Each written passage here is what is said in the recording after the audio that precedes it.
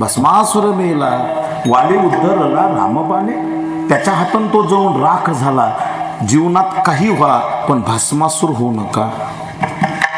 आपली वाटचाल तिकडच आहे. आपल्याला मनुष्यदेह मिळाला आणि आपण सगळा नाश करून टाकलोय, म्हणून त्याचा उपयोग करा. जीवनात त्या बुद्धीची गरज आहे, बाकी काहीच नाही.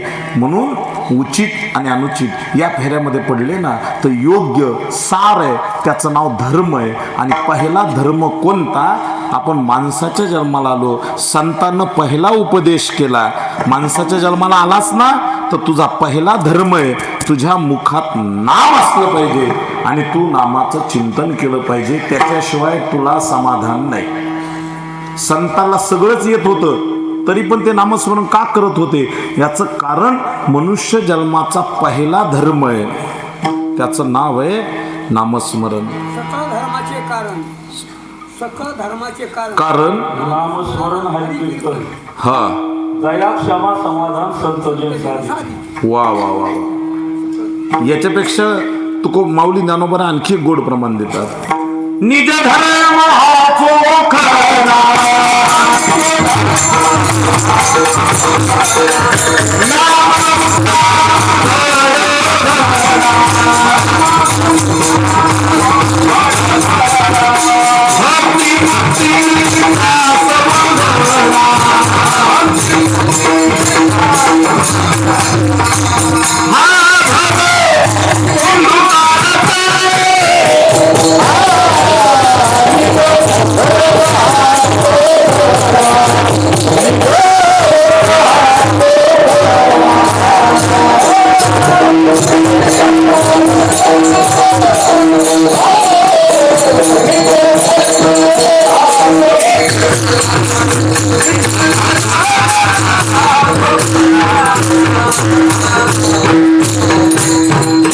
निज धर्म हाच खरा. निज म्हणजे निज या शब्दाचा अर्थ आहे माझा. माझा पहिला धर्म आहे. मी मनुष्य जन्मात आलोय ना तर चोखडा म्हणजे अति पवित्र स्वच्छ धुतलेला, कुठला डाग नसलेला. आणि जगात नामाला कशाचा डाग आहे? कर्माचा डाग आहे, ज्ञान तत्वाचा डाग आहे, किंवा अज्ञानाचा काही त्याला संभ्रम आहे, किंवा काही त्याच्यामध्ये कुठल्या प्रकारची बाधा आहे. म्हणून चोखडा. पवित्रानां पवित्रम यो मंगलानांच मंगलम, अपवित्र पवित्रो वा सर्वावस्थांगतो पिवा यस्मरेत पुंडलीकांश सभाय अभ्यंतर शुचिही. वेद सांगतो, वेद शास्त्र सांगतं, कथा कीर्तन तुमचं आधी जर सुरू करायचं झालं ना तर आधी त्याचं नाम. एक जण म्हणला, महाराज भजनाची सुरुवात रामकृष्ण हरीनच का? मी म्हणलं तुझ्या बापाच्या नावाने कर.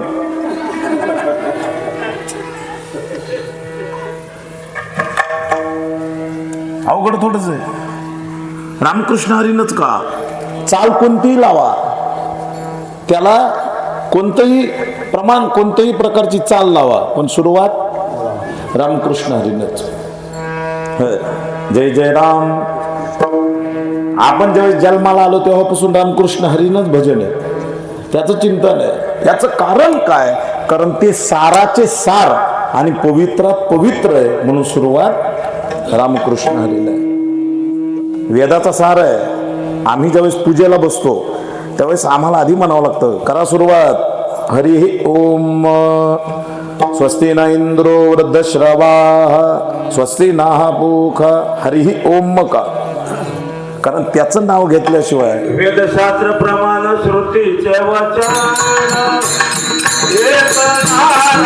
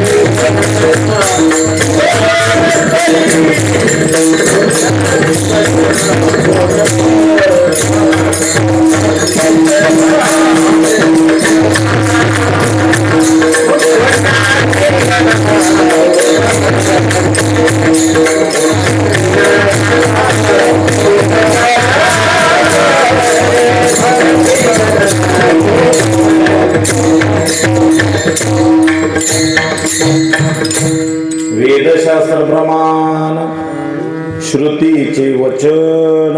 वेद किती आहेत? वेद ऋग्वेद, यजुर्वेद, सामवेद, अथर्ववेद. चौवेदीचा हा काही शास्त्रकार 18 पुराणे बर.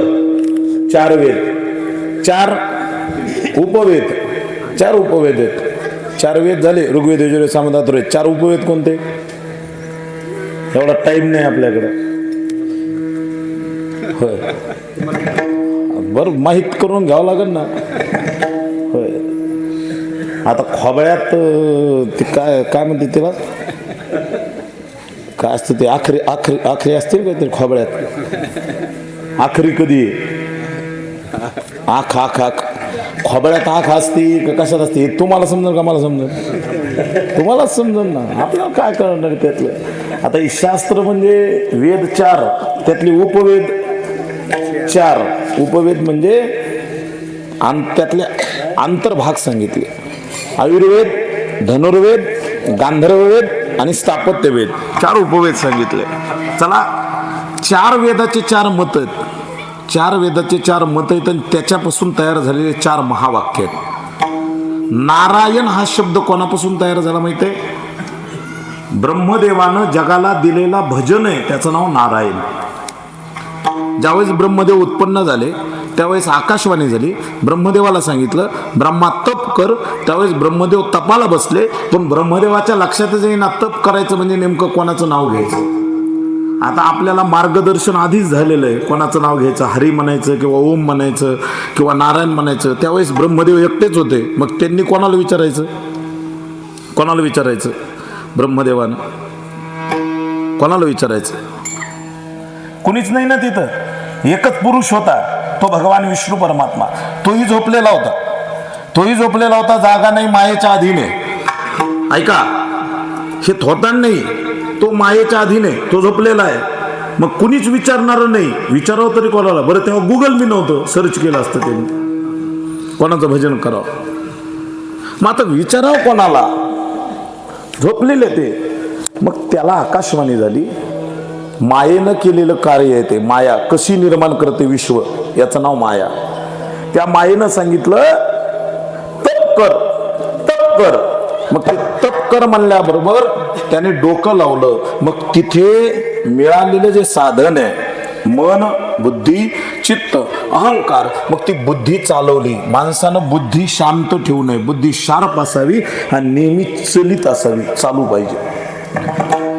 त्याच्याकरता बुद्धी चालू पाहिजे, नेहमी चालू ठेवली पाहिजे. कशात ना म्हणजे व्यर्थ नाही. कशात म्हणजे आता काय पोरं कमी चालवित नाहीत का? पोरं मोबाईलमध्ये एवढी बुद्धी चालवित. हा त्याच्यासारखं तर भस्मासूर दुसरं कोणतं नाही. आमच्या काट्याला आम्ही सांगत असतो मोबाईल पाहू नका वाटतो होईल, पण ते काट्या ऐकतच नाही. ते पुढचं ऍडव्हान्स आम्हाला सांगते. तुम्हाला इंस्टाग्राम माहिती आहे का? ऍडव्हान्स आहे ते, ऍडव्हान्स. ऐकत नाहीत महाराज. बुद्धी चालवायची ना, चांगल्या गोष्टी करता चालवा. ब्रह्मदेवानं बुद्धी लावली. ऐका, नार म्हणजे पाणी, नार म्हणजे पाणी आणि आयन म्हणजे ठिकाण. नार किंवा नीर असं संस्कृत मध्ये म्हणतात. नार म्हणजे पाणी, आयन म्हणजे ठिकाण. पाण्यात राहणारा मला समोर दिसतोय म्हणून त्याचंच नाव मी घेतलं तर काय अवघड आहे. म्हणून पहिला शब्द तयार झाला, त्याचं नाव नारायण. म्हणून नारायण नामे हो जीवन मुक्त. हा नारायण नामाचा तिथं बुद्धीचं काम आहे, तिथं बुद्धीचं काम आहे. म्हणून ब्रह्मदेवाच्या लक्षात आलं, बुद्धी लावली आणि मग 4 वेद, 4 वेदाचे 4 तत्व. अहम ब्रह्मास्मी, इदम खलविदम ब्रह्म, आता तो ब्रह्म जिज्ञासा आणि ते हे तत्वमसी. 4 वेदापासून 4 वाक्य, 4 वेदापासून वेदांताचे 4 महावाक्य तयार झाले. हे वेदांत ते सगळ्यात मोठे वाक्य आहेत वेदांत शास्त्रातले. अहम ब्रह्मास्मी, मीच ईश्वर आहे. इदम खल मिदम ब्रह्म. इदम म्हणजे मी, खल म्हणजे जग, आणि ते जगच ब्रह्म आहे असा दुसरा वेद म्हणतो. तिसऱ्या वेदाचं लक्षण आहे अथा तो ब्रह्म जिज्ञासा. नाही नाही नाही, ह्या जगाला चालवणारा कोणीतरी तो परमात्मा आहे, ते ब्रह्म, ते ब्रह्म याच्यापासून काहीतरी वेगळं आहे. आणि ते हे तत्वमसी. काही जरी असलं तरी त्याच्याशिवाय हे तत्व, हे विश्व चालत नाही. तो विश्व चालक आहे याची धारणा आमची आहे, म्हणून आम्ही रात्रंदिवस त्याची स्तुती करतो. म्हणून वेदशास्त्र प्रमाण, श्रुतीचे वचन, 6 शास्त्र आहेत.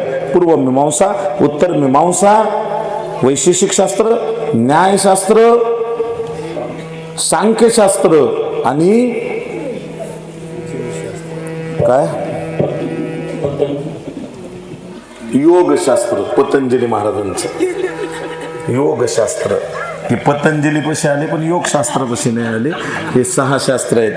योगशास्त्राचे करते ऋषी पतंजली, न्यायशास्त्राचे करते ऋषी गौतम, कणाद हे वैशेषिक शास्त्राचे करते, सांख्यशास्त्राचे करते कपिल महामुनी, आणि पूर्वमीमांसेचे करते ऋषी जैमिनी, आणि उत्तर मीमांसेचे करते महर्षी व्यास. 4 वेद, 6 शास्त्र, 18 महापुराण. एका श्लोकात 18 पुराण आहेत. मी त्या दिवशी सांगितले होते असं मला वाटतंय, म्हणून एक श्लोक आहे. मद्वयम भद्वयम चैव ब्रत्रयम चतुर्थकम नारदम लिंपाग्नि पुराणानी कुस्कम गारुडमेवच. हे 18 महापुराण आहेत. हे सगळे सांगितले. आता हे करता करता तुमच्या डोक्यात पुराण होऊ नये म्हणून मी इथंच थांबतो. विठ्ठल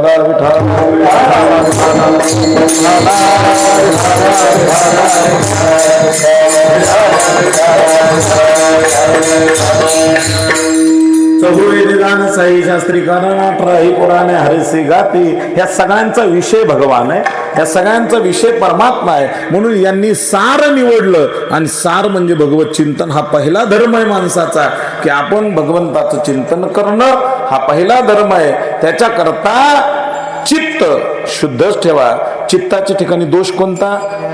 महाराज विचारसागरानं 3 दोष सांगितले. पहिला दोष मल, दुसरा दोष विक्षेप, तिसरा दोष आवरण.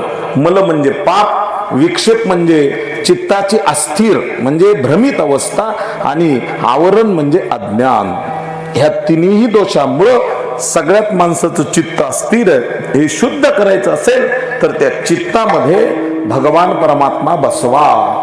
चित्त शुद्ध तरी शत्रू मित्र होती, व्याघ्र न खाती सरपतया. माणसाचं चित्त वाईट असलं की सगळं वाईटच दिसतं. चष्मा बदलावा लागतो. एकदा आम्ही एका तबेल्यात गेलो. तबेल्यात गेल्यानंतर पाहिलं मसाड होती. मसाड म्हैस कळते ना, म्हैस म्हणजे मसाड. मसाडीला चष्मा लावला होता. मी म्हणलं कशामुळं लावला? म्हणजे उन्हाळा आहे, आणि उन्हाळ्याचा आणि चष्म्याचा काय संबंध? म्हणजे हिला सगळं हिरवच खायची सवय, हिरवच खायची सवय. मग ती असं सरमाड टाकलेलं खातच नाही. मग सरमाड हिनं खाव म्हणून काय करायचं? काय नाही म्हणजे चष्मा लावायचा. त्या चष्म्यातून हिरवं, ती सरमाड असलं ना याचं बाजरीचं तरी हिरवं दिसतं. होय, कणाकण हाणत ते कोण? मसाळ. कणाकण हाणते ती. तसंच झालंय आपलं. आपल्या फक्त चष्मा लावलाय, चष्मा हाण रट्टावून होतीच. हे लक्षात ठेवा. विषयाचा चष्मा जोपर्यंत बाजूला निघत नाही तोपर्यंत आपल्या जीवनात कुठल्याही प्रकारचं समाधान लाभत नाही. म्हणून शब्द स्पर्श रस रूप गंध, नाही ते खाणे, नाही ते पिणे, नाही ते बोलणे, नाही ते वागणे, हा विषयाचं पटल डोळ्यावरचं बाजूला काढा. शुद्ध परमात्मा त्याची ओळख करून घ्या. आणि एकदा का शुद्ध परमात्मा कळाला योग्य कळाला तर जगात कोणाचाही उपदेश लागत नाही. संत तो उपदेश देण्याकरताच बसले, कारण मार्ग दाऊन गेले आधी. जगानिधी संत दयानिधी संत तेची पंथे चालू जाता, न पडे गुंता कोठे काही. विठोबार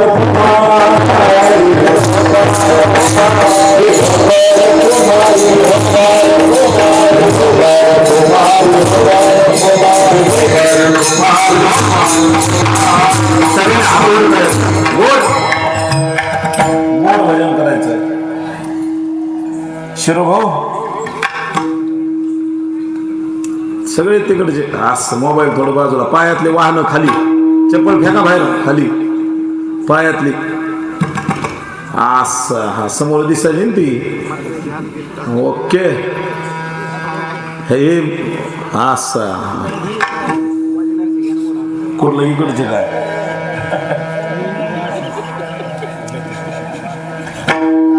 हे मधले